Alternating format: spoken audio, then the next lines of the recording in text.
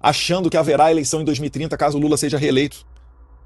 Então, assim, é um reflexo da mediocridade da direita. Porque não é possível que gente que não tinha onde cair morta, que era vereador ou que era assessor de deputado, que a gente fez campanha, desceu no estado do cara, o cara fique dando apoio tímido. Por que a gente tem que botar o Jair Bolsonaro no segundo turno? Tudo bem, mas por que a gente tem que botar o Jair Renan de candidato? Porque tem uns igual o Zé Trovão. Porque o Jair Renan é filho do Bolsonaro, porque é cheio de filha da que fica traindo o Bolsonaro a todo momento, se fantasiando de direita, e muitas vezes o eleitor acredita e vota nesses Joyce e Frota. Olavo é do Carvalho, melhor canal de corte do YouTube. Opa, eu sei que você não aguenta mais ouvir, eu pedi para você fazer o triplo C, curtir, comentar e compartilhar, mas eu peço porque 4 entre cada 10 pessoas sequer estão inscritas no canal e a maioria não ativa as notificações e nem curte o vídeo, e isso prejudica o nosso algoritmo. Então ajuda a gente aí, brigadão. Tem um vídeo do Paulo Figueiredo em que ele fala que o Zé Trovão deve a liberdade dele ao Jair Bolsonaro, e eu lembro desse fato. Para quem não sabe, o Zé Trovão, no momento após aqui ele tomar acusações de insuflar caminhoneiros, querer parar o Brasil, ele acabou se refugiando no México. Tá? Eu vou poupar aqui do que eu tô falando. Vou me poupar. Pensei numa coisa, mas não vou falar não. E quando ele estava para voltar para o Brasil, ele queria algumas garantias de que ele não fosse ser preso e etc. E ele estava correto. Tá? Tava pensando na liberdade dele. Talvez se fosse outra pessoa, né? Se fosse eu no lugar dele ali, ele tava chamando de fujão, talvez. Não sei, né? Porque se ele acha que o Jair Bolsonaro é um covarde, o que ele deve pensar de mim que tô aqui nos Estados Unidos? Porque quem fala que o Jair Bolsonaro é covarde e é frouxo, via de regra, né? É o pessoal do PT ou é o pessoal do MBL que não gosta do Bolsonaro. Enfim. E aí, nessa situação, foi feita, eu não sei em qual medida, tá? Mas foram feitas algumas tratativas, algumas articulações para garantir que o Zé Trovão não fosse ser preso. No final das contas, ele acabou injustamente recebendo uma tornozeleira, mas o covarde do Bolsonaro ainda permitiu que o Zé Trovão fosse candidato no PL, que fosse beneficiário do partido do Bolsonaro. Porque muitas vezes o candidato não faz uma votação extraordinária, mas aquelas pessoas que estão no partido acreditando no projeto de Bolsonaro fazem 5, 10, 15 mil votos e ajudam pessoas como o Zé Trovão de serem eleitas, de depois conseguir uma imunidade parlamentar, né, ao menos em tese, para poder falar hoje em dia, uma imunidade processual, um bom salário. Eu acho que, né, um deputado federal o Zé Trovão deve estar recebendo um salário melhor daquele que ele recebia enquanto caminhoneiro, enfim, de dar para ele instrumentos de trabalho. Então o covarde dá instrumentos de trabalho para o Zé Trovão. O que o Zé Trovão faz? Chama o cara de covarde na boca da eleição. Eu acho que isso daí, né, além de desonesto, além de falta de hombridade, falta também com inteligência, porque a gente está à véspera de uma eleição, isso não é saudável para o movimento como um todo, vai ser explorado pela esquerda, mas eu acho que isso daí é fruto de uma falta de disciplina partidária.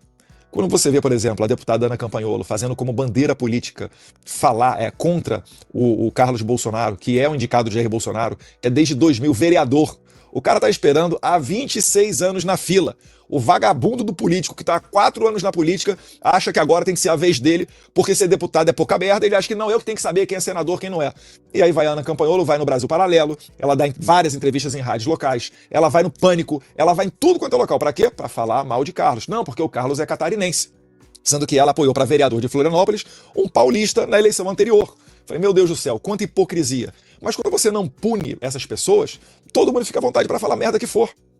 Aí você fica em casa pensando, né? Pô, mas a esquerda não faz isso. É claro, na primeira vez que um deputado falar contra uma indicação do Lula dentro do PT, sabe o que vai acontecer com esse deputado? Ele não vai nem ser candidato. Sabe o que acontece com o Zé Trovão? Ele não toma nenhuma advertência verbal. E aí fica isso daí.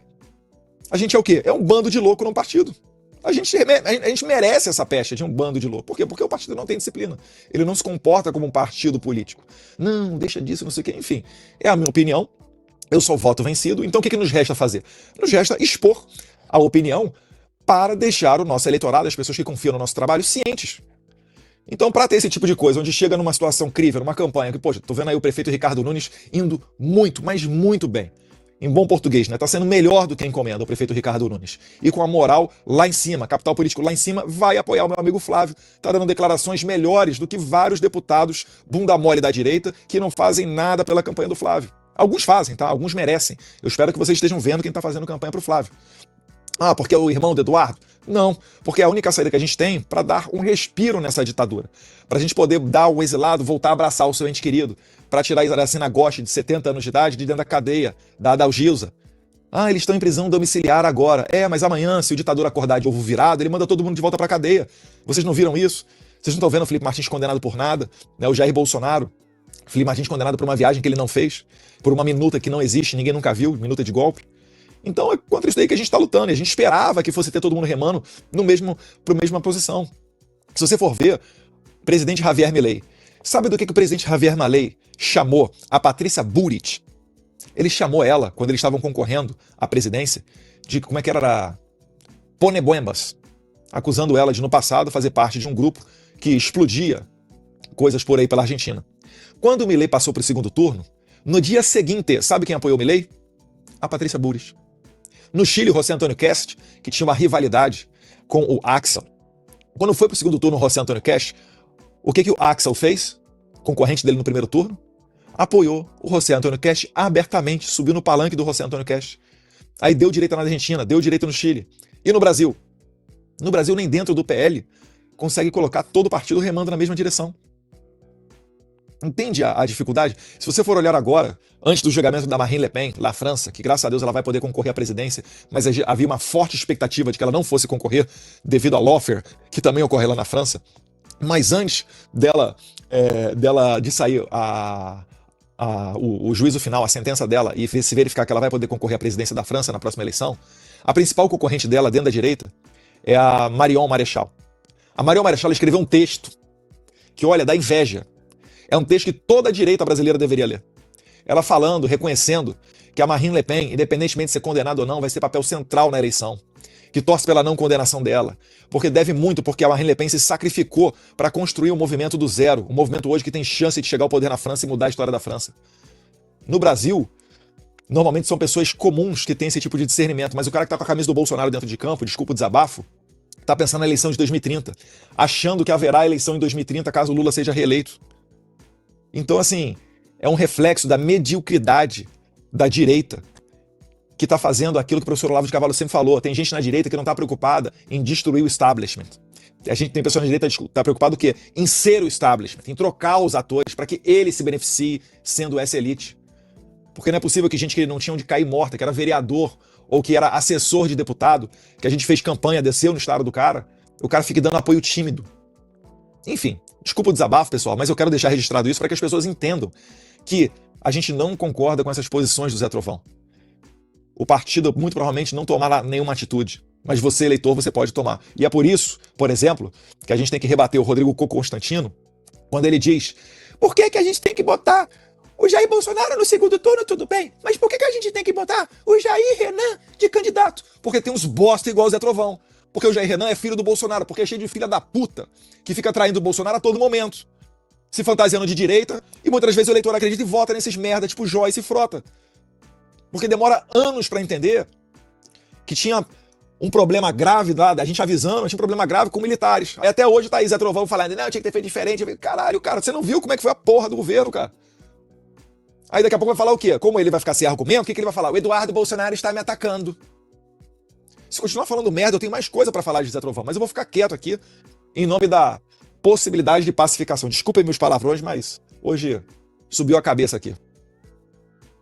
A voz da Michele, que é o seu maquiador, vem aqui a público e fala trocentas coisas e ela não desautoriza, ou seja, ela endossa tudo que está sendo dito, críticas frontais ao próprio Flávio Bolsonaro. Então, assim, como que você... Por que o maquiador é porta-voz dela e o Alan dos Santos não é porta-voz do Flávio? Como que você... Cara, às vezes a gente tem que dar um respiro, porque não é possível que a pessoa seja tão ignorante assim. Quando o Agostinho vai lá no Iron Talks aqui do Sextaro, ele vai por quê? É porque ele tem um case de sucesso na área da maquiagem, que é a área de trabalho profissional dele, ou ele vai pela proximidade com a Michele Bolsonaro? É óbvio que ele vai porque ele é íntimo da Michele Bolsonaro, porque ele frequenta a casa de Jair Bolsonaro, porque ele está a todo momento ao lado dela. E problema nenhum nisso. Agora, e o Alan dos Santos? Quando ele vai na timeline, a timeline tem uma audiência gigantesca. Ele faz isso por quê? Porque é o ofício dele. Ele não faz isso porque o Flávio, o Eduardo, o Jair ou quem quer que seja está mandando nele. Até porque, né, vamos combinar, durante o governo Bolsonaro foram várias as críticas do Alan dos Santos ao presidente Bolsonaro. Só que a gente sabe separar as coisas. Não é como vocês que fazem uma confusão proposital para tentar o quê? Criar uma intriga. Para eu começar a pensar: poxa, não, ó, o cara tá reclamando aqui do Alan dos Santos, acho melhor eu me afastar dele, etc. Não, é aí que eu quero ficar mais próximo da pessoa ainda. Porque eu não posso admitir que um cara como esse daqui venha me pautar.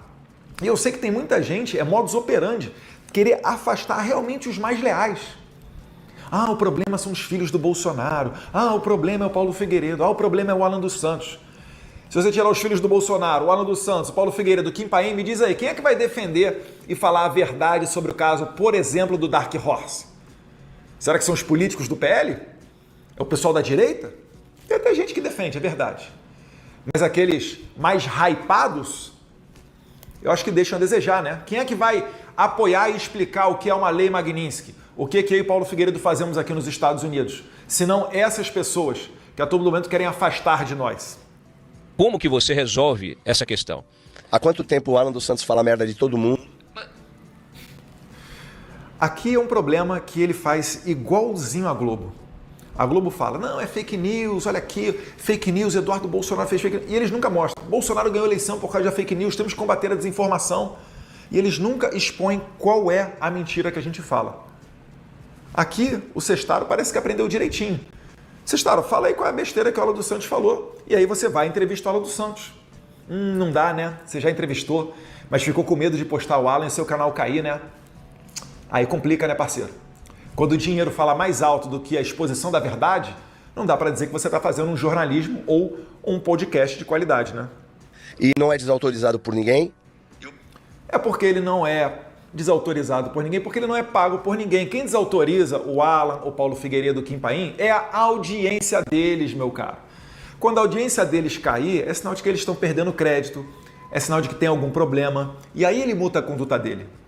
Eu não sou patrocinador, eu não sou quem comanda, né, a timeline, o Paulo Figueiredo Show, né, ou o programa lá do Kim Paim.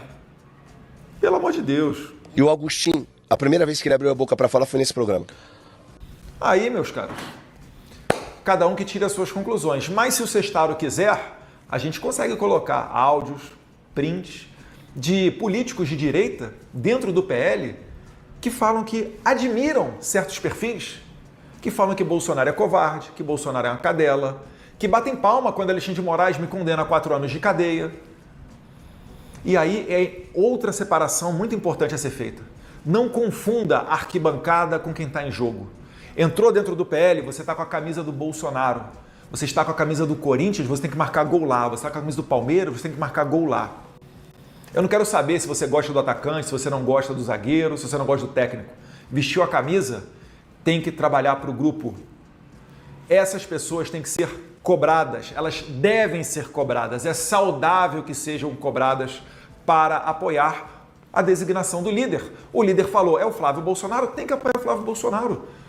Não gostou? Pede para sair, vai para outro partido. Agora, na hora de fazer campanha, dizer que está no time do Bolsonaro, dizer que está no partido do Bolsonaro e postar aquela foto com o Bolsonaro, aí vale. Quando o Bolsonaro dá uma determinação simples como essa, de ó, o nosso presidente é esse daqui, aí começa um chororô, não, eu tenho liberdade. Você tem liberdade. Você tem liberdade até para sair do partido e ir para outro partido. Será que tem coragem? Obrigada por assistir o vídeo até o final.